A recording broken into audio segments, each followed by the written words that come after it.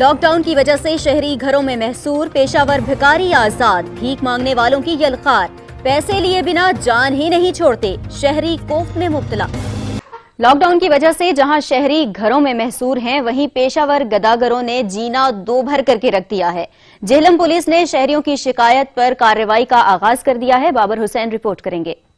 Corona virus کی وجہ سے یہاں پہ شہری اپنے گھروں میں محصور ہیں اور دفعہ 144 کا نفاذ ہو چکا ہے، لیکن جہلم شہری پیشہ ور گداگروں سے سخت پریشان ہے۔ ڈی پی او جہلم کا کہنا ہے کہ گداگروں کے خلاف ایکشن کیا گیا اور آنے والے دنوں میں بھی ان کے خلاف شکنجہ سخت کیا جائے گا تاکہ پیشہ ور گداگروں سے شہریوں کی جان چھوٹے۔ بسم اللہ الرحمن الرحیم۔ یہ گداگروں کے حوالے سے حکومت نے بھی احکامات جاری کیے ہیں کہ ان کے خلاف کارروائی کی جائے، اور آپ نے دیکھا کہ یہ شہر میں خاص کر جہاں پر گداگروں کی شکایت ملتی ہے ان کے خلاف تقریباً 5 کے قریب ایف آئی آر جو ابھی تک ہم رجسٹر کر چکے ہیں۔ بیسیکلی یہ جو ساری حکمت عملی ہے وہ اس چیز کو انشور کرنا ہے کہ جو ڈفرینٹ لوگ ہیں ان کے ساتھ کوئی یہ گداگری کے روپ میں کوئی جھانسا دینے والے، کوئی فراڈ کرنے والے لوگ جو ہیں زبردستی چھینا جھپٹی نہ کریں۔